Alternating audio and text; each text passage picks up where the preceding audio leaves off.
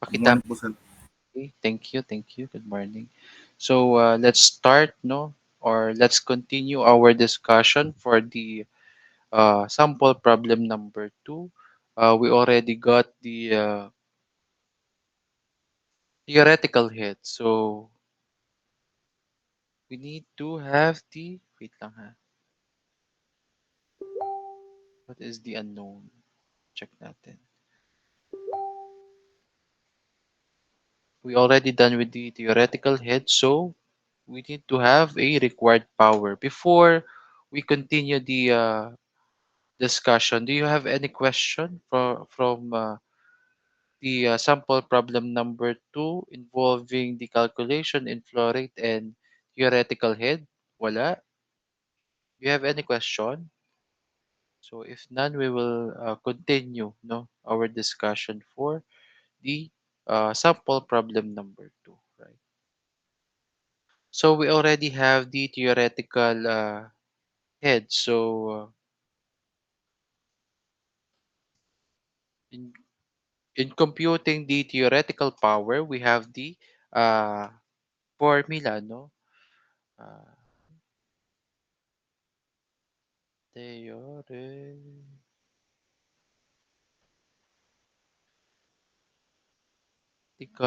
power, we have the formula of P is equal to the specific weight times Q times the theoretical head. So we can have power is equal to what?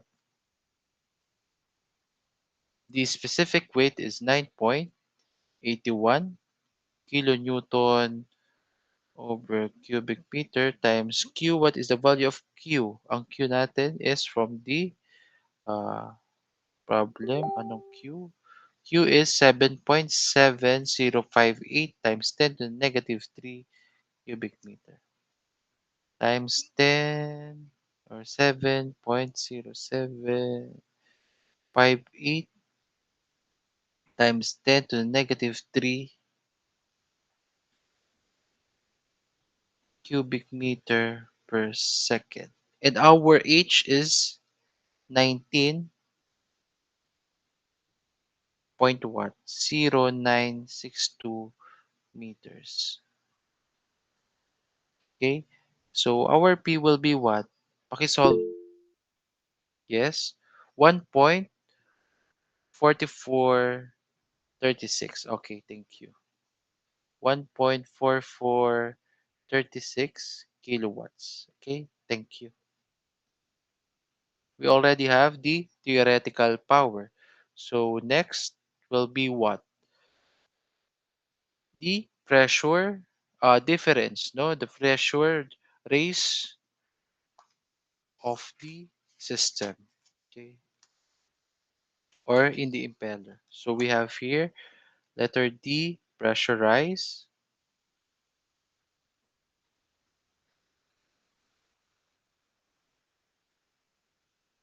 in the impeller.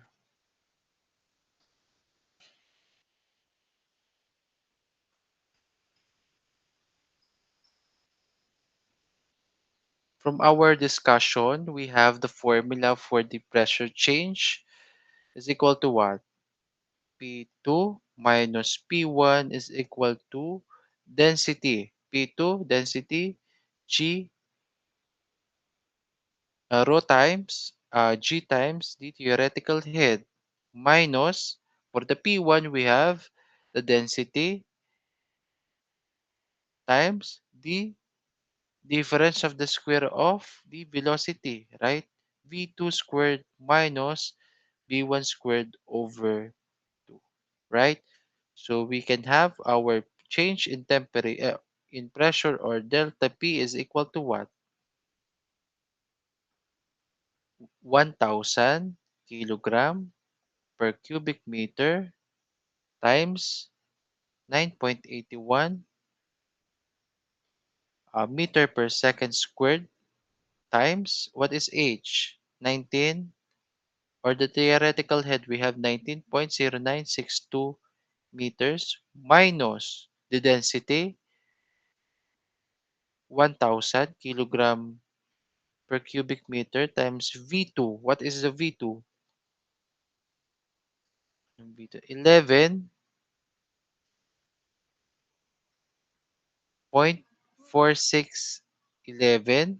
meter per second squared minus V1 is equal to 5.3092,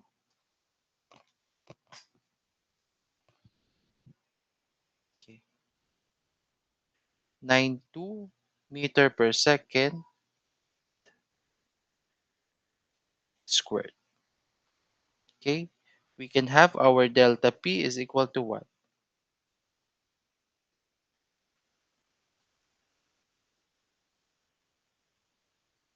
Delta P is equal to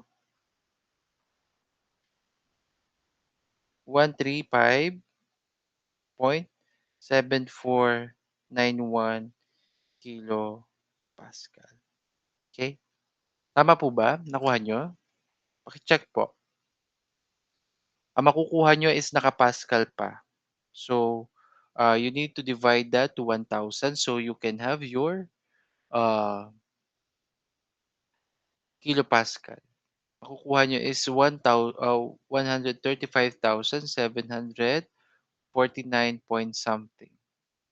Point one something. Ganun. Okay? So, our delta P will be what? 135.7491 kilopascal.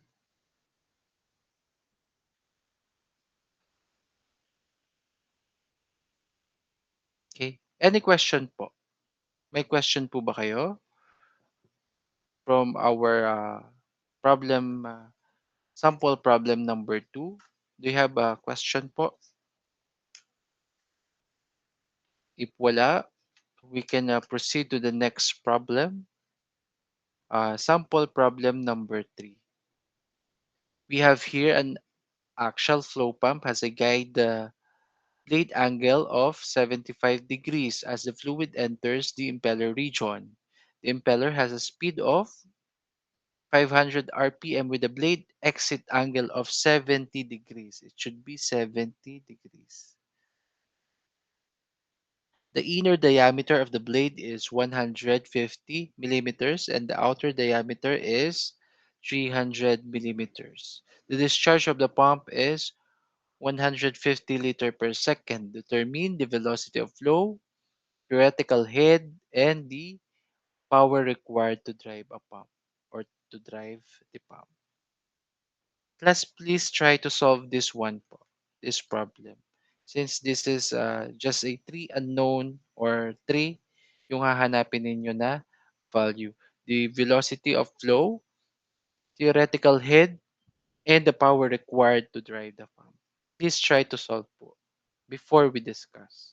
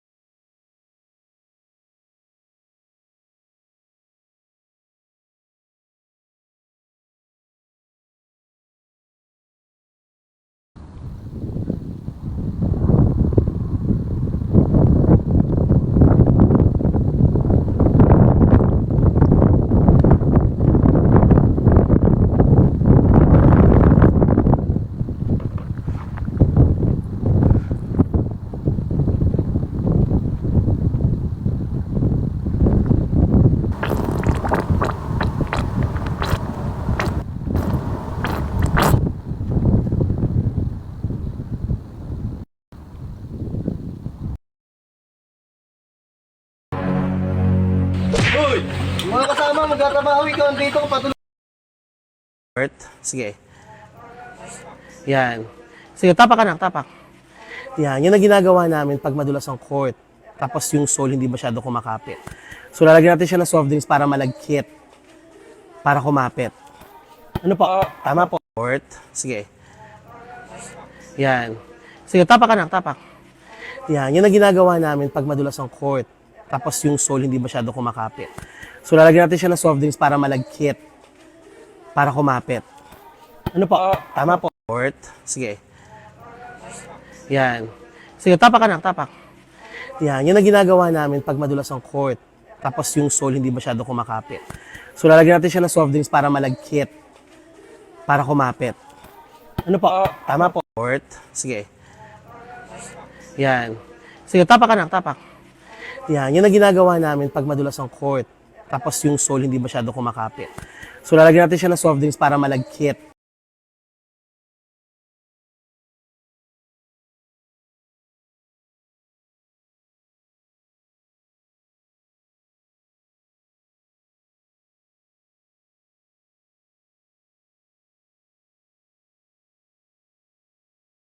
Okay, nasolve po ba? Nasolve po ba yung number 3? So let's try, no? So we have here an axial flow pump has a guide blade angle of 75 degrees, no, as a fluid enters the impeller region. The impeller has a speed of 500 RPM with a blade angle of 70 degrees, no? The inner diameter of the blade is 150 mm and the outer diameter is 300 millimeter. The discharge of the pump is 100 liter per second. Determine the velocity of flow, theoretical head, and power required to drive the pump. So we have a given we have alpha 1 is equal to 75 degrees, right? Since that is on the uh, in the inlet, no? So N is equal to what? 500 RPM. And we have beta 2, which is equal to 70 degrees. And our inner diameter is equal to what? 150 mm. And our D2 is equal to, or we can have outer 300 mm. And our Q is equal to 150 liter per second. Okay? In solving the theoretical velocity of flow, we need to have the formula, no? Velocity of flow. We have the formula for velocity of flow. Vf is equal to what? Q over A, right? Where Q is equal to 150 liter per second. Okay, BF is equal to 150 liter per second times, we make it um, in terms of cubic meters, so we can have a uniform unit. We can have 1000 liter per cubic meter. Okay, over the area pi times, or pi over 4 times d squared. Since we have here the inner and outer diameter, we need to consider both. So we can have 0.3 meter cube, meter squared, minus 0.15 meter squared. Okay? So we have our BF is equal to what? Pakisolve po. Nakuha niyo po ba yan kanina? Our VF is equal to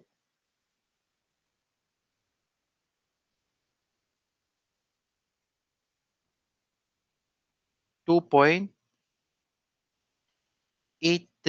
82, sorry, 8294 meter per second. Our BF or velocity of flow is equal to 2.8294 meter per second.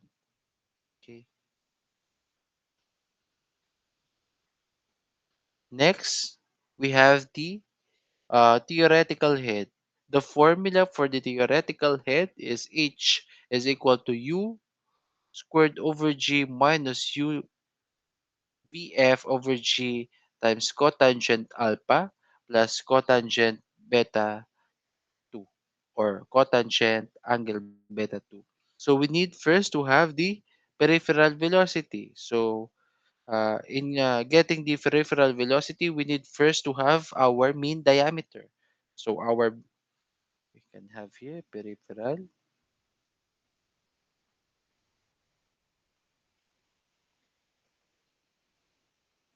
velocity u. But we need first to have the mean diameter, right? Mean diameter is equal to what? D1 or Di or inner diameter plus outer diameter divide 2. So we have mean diameter is equal to what? 0.15 plus zero point 0.3 over 2 is equal to what?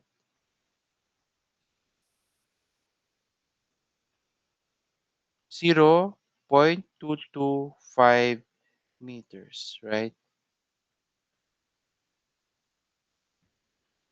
So we have the mean diameter of 0.225. So we need to apply that to the peripheral velocity u. So the formula for u is equal to what?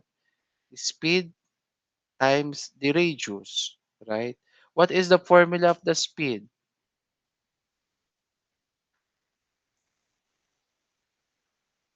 Where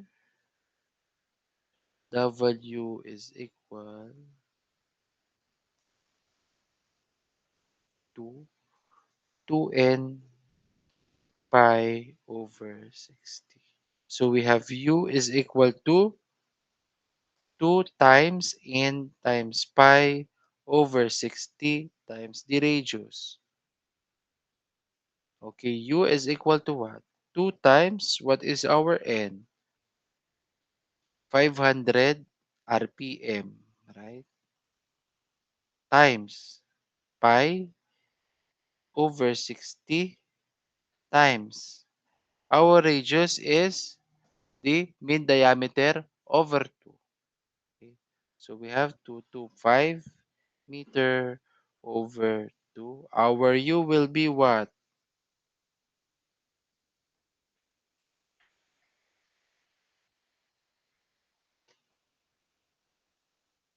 2 times 500 over 60 times pi times 0.225 divide 2.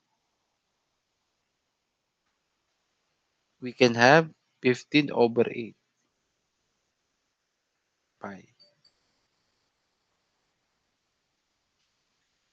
We can have 15 pi over 8 meter per second or 5.80 or 905 meter per second.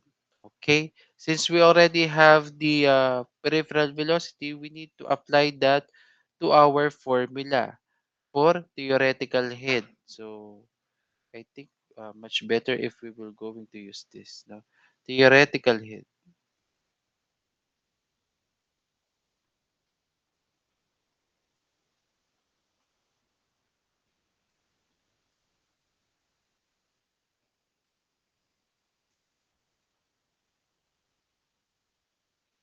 We have H is equal to what?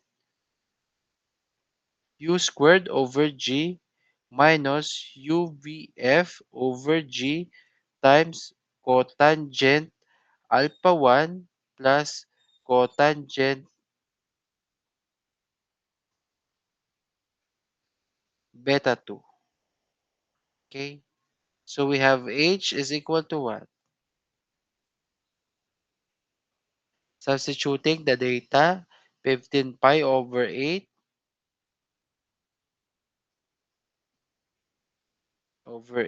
squared over 9.81 or mamaya na to. Wait lang. 15 pi over 8 squared minus, what is the value of u? 15 pi over 8 times, ang VF natin is what? 2.8294.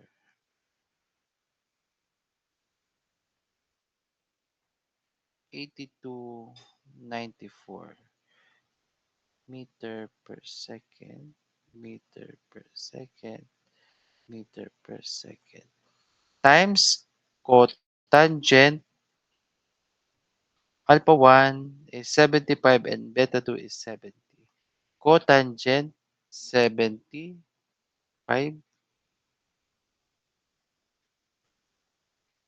plus cotangent 70.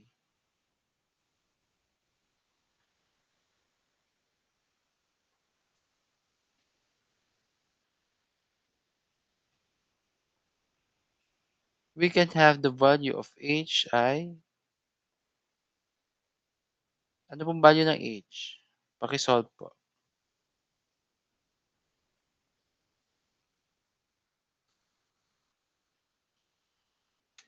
15 pi over 8.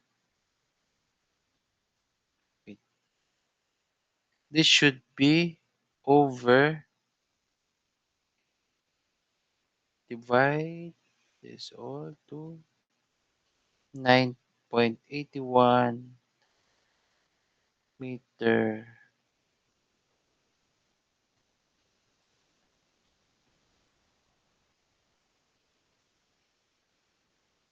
meter per second squared. We can have our h is equal to what?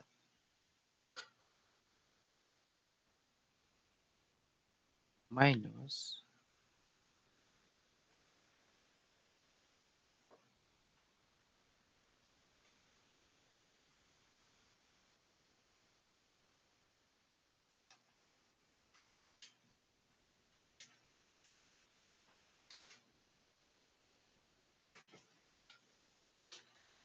2.8294 times cotangent 75 plus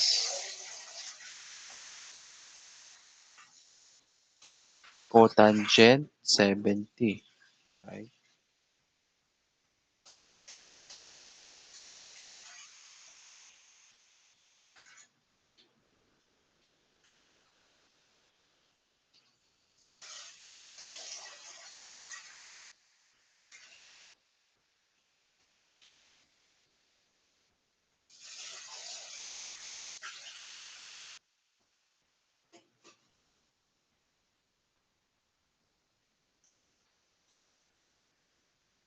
We can have 2.4605 meters. Tama? Ay, no. 4, wait lang ha, mali. H is equal to 2.4634 pala. Okay.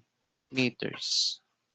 So our theoretical head is 2.4634 meters. Any question po before we proceed to the required power, the last item? May question po ba? If none, we can proceed to the required power. No?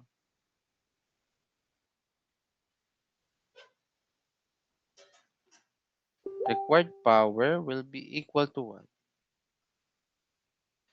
P is equal to specific weight times Q times the theoretical head. So we can have P is equal to 9.81 kilonewton per cubic meter times our Q is equal to 150 liters per second, or we can have it 150 meter cube per second over times our head na 2.434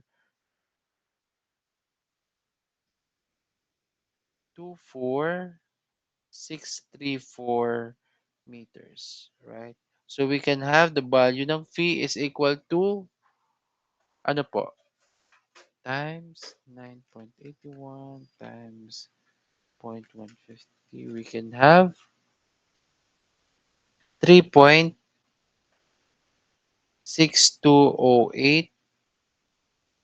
or 9.6249 kilowatts. Nakuha po ba? Please check po kung nakuha yung answer. Okay, thank you. Thank you. Any question po? Do you have question po? May question po ba? Kung wala, let's proceed to the next problem. The last problem for this for today. We have a centrifugal pump is to be placed over a large open water tank and is to pump water at the rate of 3.5 times 3 to the negative 3 cubic meter per second. At this flow rate, the value of net positive suction head given by the manufacturer is 4.5 meters. If the water temperature is 15 degrees and the atmospheric pressure is 101, this should be 101.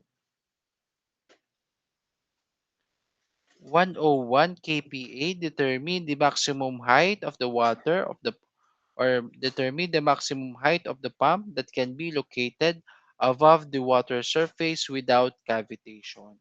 Assume the major head loss between the tank and the pump is due to the filter at the inlet or the pipe inlet having the minor loss coefficient of 20. Other losses being neglected, the pipe on the suction side of the pump has a diameter of 10 cm. Okay, please try to solve po before we discuss. Okay, your answer I think will be 4 point, check ko ha, kung ano yung magiging answer ninyo. It should be 4.5 something or 4.5.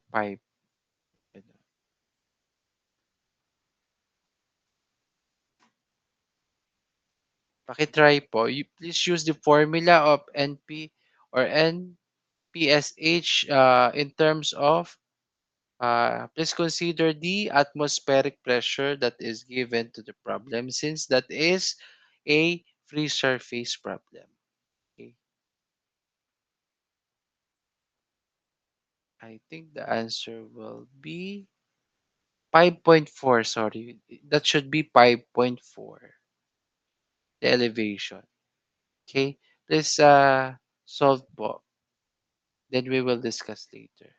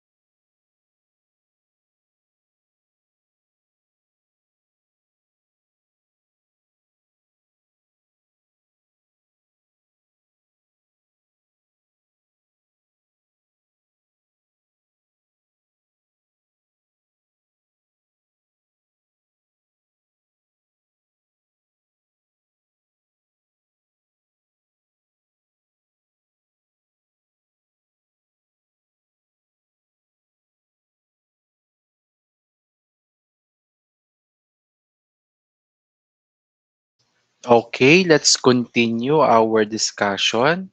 So we have here the sample problem number 4. Let's reread the sample problem number 4. A centrifugal pump is to be placed over a large open water tank and is to pump water at a rate of 3.5 times 10 to the negative 3 cubic meter per second. At this flow rate, the value of NPSH given by the manufacturer is 4.5. No? If the water temperature is 15 degrees Celsius and the atmospheric pressure of 101 kPa, determine the maximum height that the pump can be located above the water surface without cavitation. Assume the major head loss between the tank and the pump is due to filter at the pipe inlet having a minor loss coefficient of 20. Other losses being neglected, the pipe on the suction side of the pump has a diameter of 10 cm. So we have here a given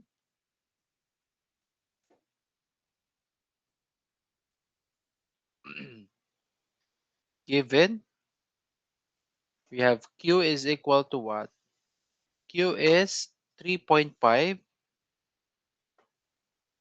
times 10 to the negative 3 meter cube per second. Our NPSH is equal to 4.5 meters. Our temperature is 15 degrees Celsius. Getting the PB at 15 degrees Celsius, we can have it 1.7 kilopascal, right? So we have also the atmospheric pressure na given na 101 kPa. And we have the value ng K is equal to 20. So as we discussed last yesterday, no, we have the formula for the NPSH if we considering the atmospheric pressure, we have the formula of NPSH is equal to what?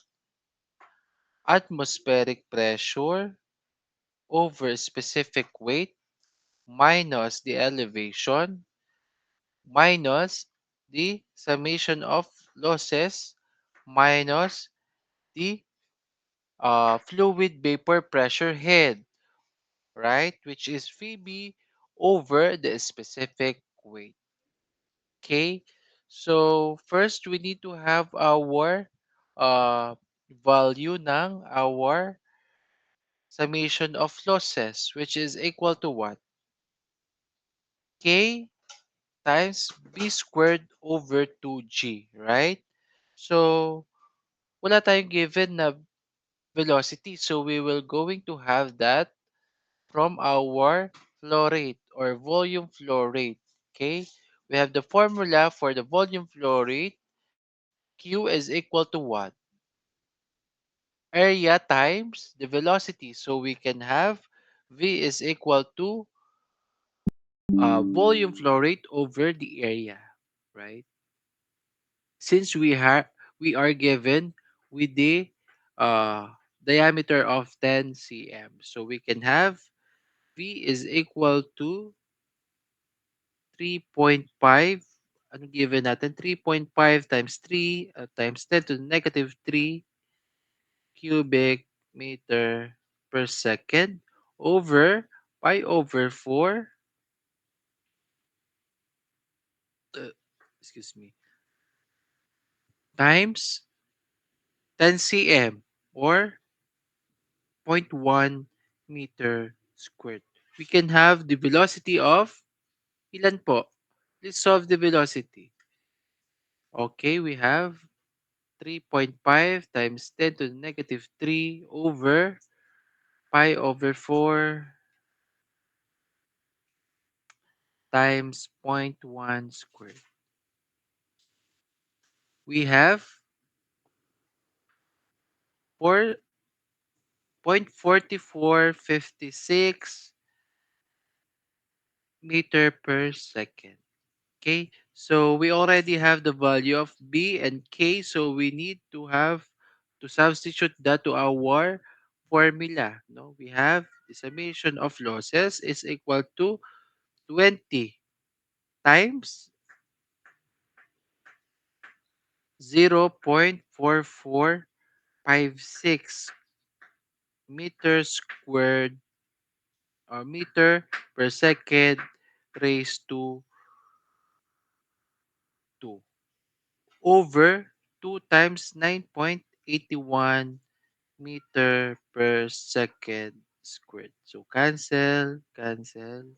We can have the summation of losses is equal to what?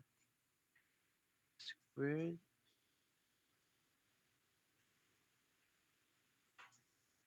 over 2 times 9.81.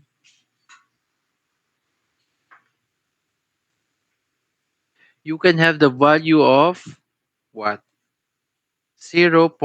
Summation of losses is 2 point or 0.024 meters. Okay? Let's substitute the data, but we need to arrive first to the formula of say1. Say1 is equal to what?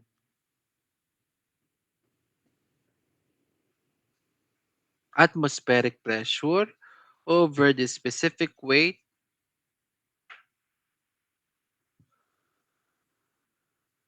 minus summation of losses minus the vapor pressure head minus the NPSH.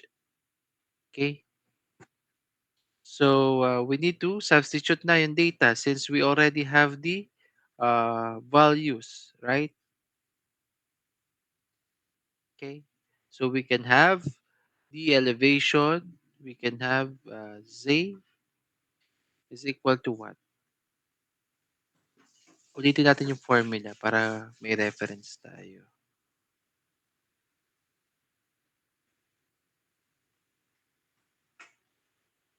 Minus vapor pressure head minus NP SH. So we can have Z1 is equal to 101 kPa over ilan? 9.81 kilonewton meter cube minus 0.0 or 0.2024 meters minus ang sinabi natin kanina na ang value ng vapor pressure at 15 degrees Celsius is 1.7. 1.7 kPa over 9.81 kilonewton meter cube minus the NPSH is equal to what? 4.5, right? So let's perform the operation so we can have Z1 or the elevation is equal to what? Okay, wait lang. 101 divide 9.81 minus answer minus 1.7, 9.81 minus 4 point minus 4.5. We can have, what is your answer? 5.14199 okay, meters. So the maximum height should be what? 5.199. So the pump should be located higher than 5.42 meters or above the water surface, no? So we can have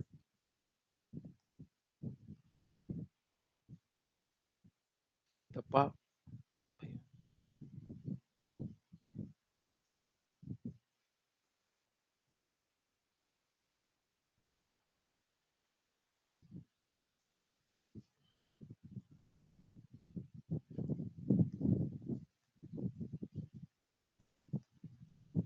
located higher than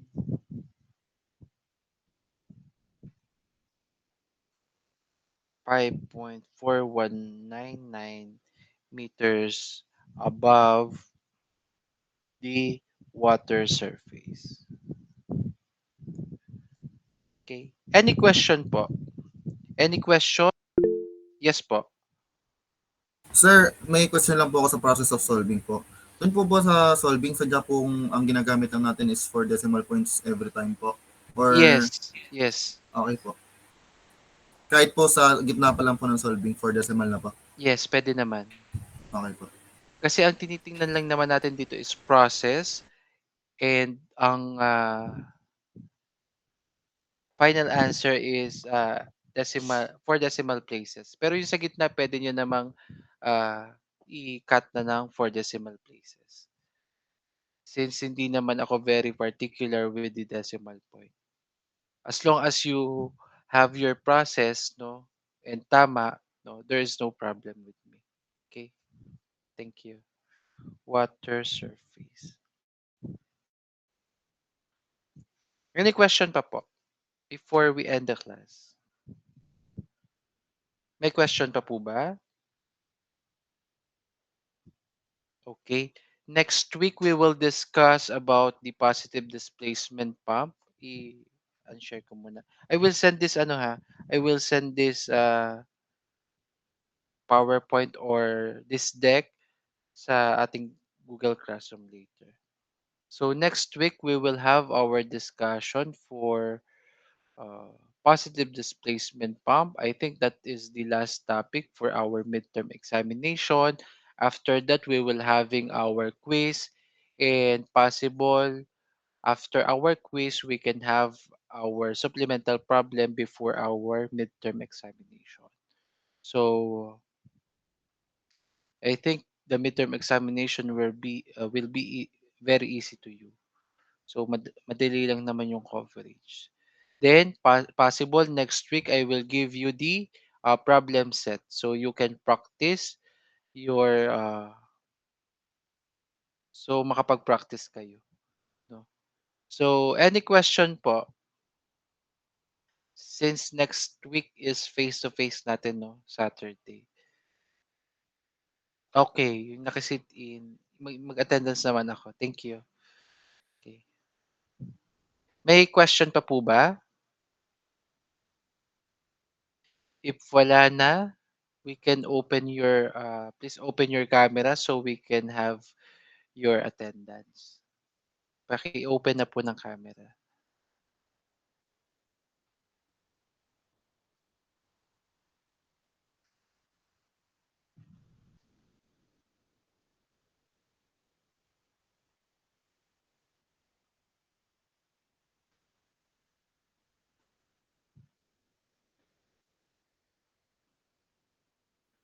Okay, wait lang po. I-screenshot ko lang.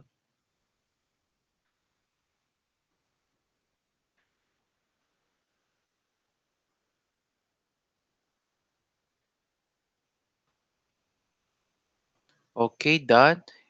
May question pa po ba kayo? Kung wala na, we can end the class and see you next week for our face-to-face class. Thank you. Thank you po, Sige sir. po, sir. Thank you. Thank you. See you next week.